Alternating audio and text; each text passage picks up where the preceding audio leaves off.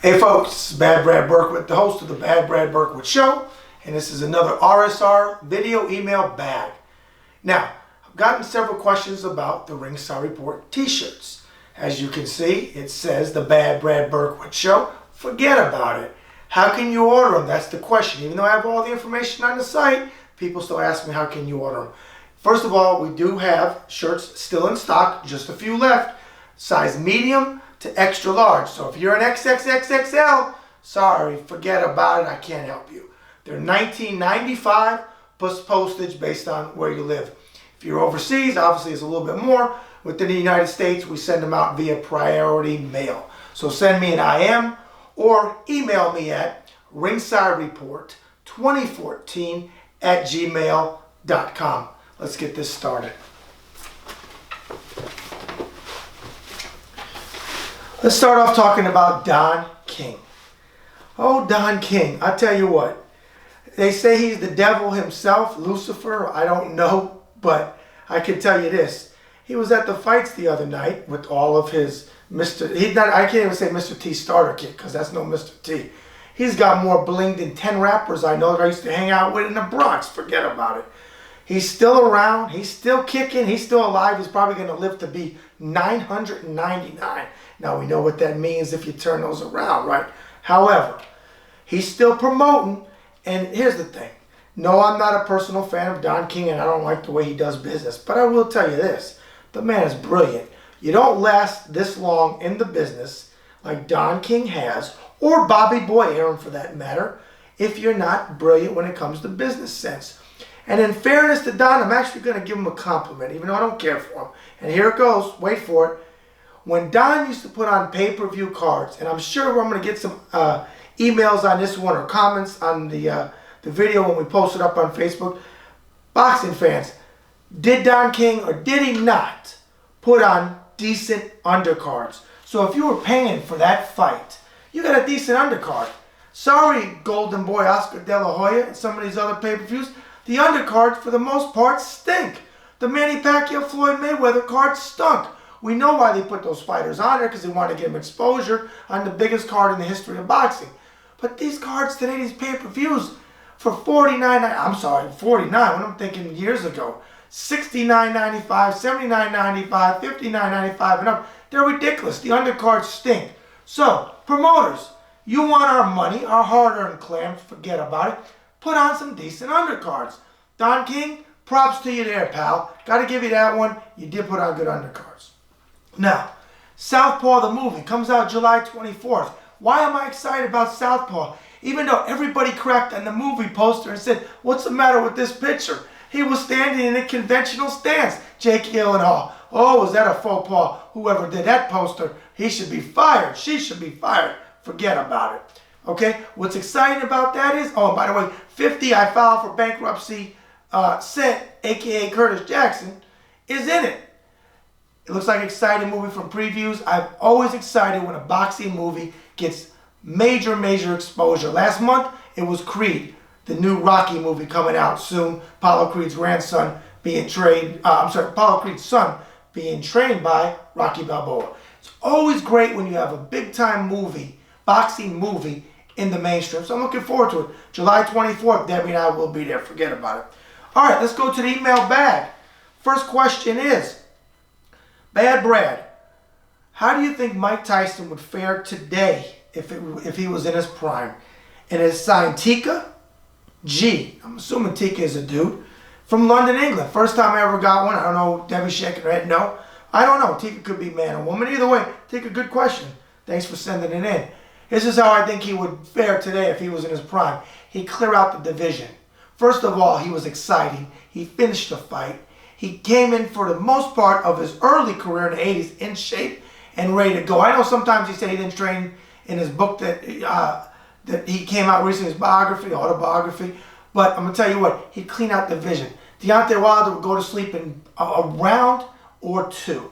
Vlad Klitschko would be shitting and pissing his pants at the press conference. Knock him out. Ruslan Chagioff, whatever, the WBA regular champion, in comparison to what? The unleaded champion? Tyson clears him out. Nobody in boxing today, in my opinion, would stop, beat, or do anything with a prime Mike Tyson. You know what? I'll even go one further. If Mike Tyson were to come back now, and I don't think he ever is going to come back, and I don't think his skills are there, but I still think an in-shape Mike Tyson could do a little something if he still has his power, which is usually the last thing to go, i.e. George Foreman when he came back. He was slower, and he had a different style, but he still had that power. If Mike had that power, it's an equalizer. I give him a chance. Even at this 49-year-old time of his life, I still give him a chance. Good question. Next question. We always get a Floyd Mayweather question. Here it goes. Bad Brad, where do you think Floyd Mayweather fits on the all-time list? Angelo P. from Queens, New York. Hey, Angelo, I know you're one of my paisan. First of all, Floyd Mayweather Jr. is the best fighter of his generation. But when you put him on an all-time list, I'm going to probably shock a lot of people. I don't think he's in the top 10. I don't think he's in the top 15, folks. Top 20? Yeah, okay, I'll give him that. And I could debate with you on the top 15, but I don't think he's in the top 10. Now keep in mind, that list is pound for pound, and I'm going to base that on his level of opposition. And again, in fairness to Floyd Mayweather Jr., not my favorite fighter, I've said it many times, forget about it. It's hard to judge him against opposition of the past. We have all these mythical bouts, which I love, and we do some great ones. We got some writers on Ringside Report, my man Dave, and a few others that do some great mythical matches. But that's all they are, is mythical matches. But I'm factoring in the fighters that he faced during his era, the ones that he waited till they got a little long in the tooth, i.e. Manny Pacquiao. My shoulder hurts. Forget about it. People like that. He picked and he chose when he was going to fight these guys. And many of you out there think that he lost the first Jose Luis Castillo fight. And you know how I feel about that? I agree with you. I think he did lose that fight. And Marcus Maidana, the first one, it could have went either way. A draw at best. But I think Marcos pulled it out by a slight edge. I'm sure I'm going to get a lot of hate emails on that, a lot of hate posts on Facebook. So really, he should have 2 losses on his record. But I don't even care about the losses, because he came back and he fought Maidana again, and he beat him decisively. And he came back and he fought Castillo, and he beat him pretty much decisively. So I can't knock him there. But on my all-time personal list, he doesn't rate in the top 15.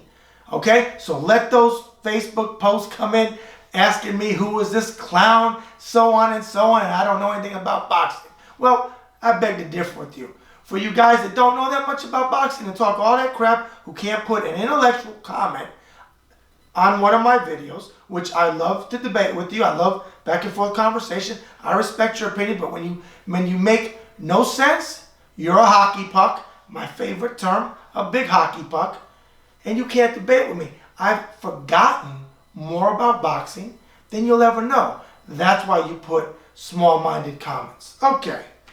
Last question is, Bad Brad, who do you think would win between Muhammad Ali and Larry Holmes, not when they fought in 1980, but in a prime Ali? Signed, Eli S. from Spokane, Washington. Spokane? I said Spokane. Forget about it. And I'm from the East Coast. I didn't say it right. But hey, I caught my own self. I saw Debbie rolling her eyes. Obviously, I said it wrong. That is a fantastic question. And I think I'm going to shock you, Eli from Washington. A prime Muhammad Ali in his prime. A prime Larry Holmes. I'm going to go with Larry Holmes. How about that? I think Larry Holmes' jab would be too much for Ali. I really do. And I know people are going to, they think he's the greatest Muhammad Ali. Pound for pound, I don't think he's the greatest. I think he was a great fighter, absolutely. However, I'm going with Larry Holmes. I think Larry Holmes would frustrate him a lot like Kenny Norton did. Kenny Norton was Ali's spoiler. And maybe you can give him one of those 3 fights, but many will argue and say, well, he obviously won the first one. Maybe you can give him one of the second or third fight. Actually, the third fight, I gave it to Kenny Norton. Second one could go either way. Prime Larry Holmes takes a prime Muhammad Ali, not by knockout, by a close split decision going Larry Holmes' way. Now in the rematch, because you know there was going to be a rematch, I think Ali would be up for that fight even more. Keep in mind they're both in their primes. And in the rematch, I'm going to give the edge to Muhammad Ali because I think he would be so infuriated that his sparring partner beat him because Larry Holmes was his sparring partner early on in the 70s. So I'm going to say Ali in a rematch, but I'm going to say Larry Holmes in the first fight over Muhammad Ali by split decision. Split decision. Now, for the people that are going to listen to this video and say, did he say? Go back. Q-tips, they're really a good. Johnson & Johnson's a great company. They have what are called Q-tips.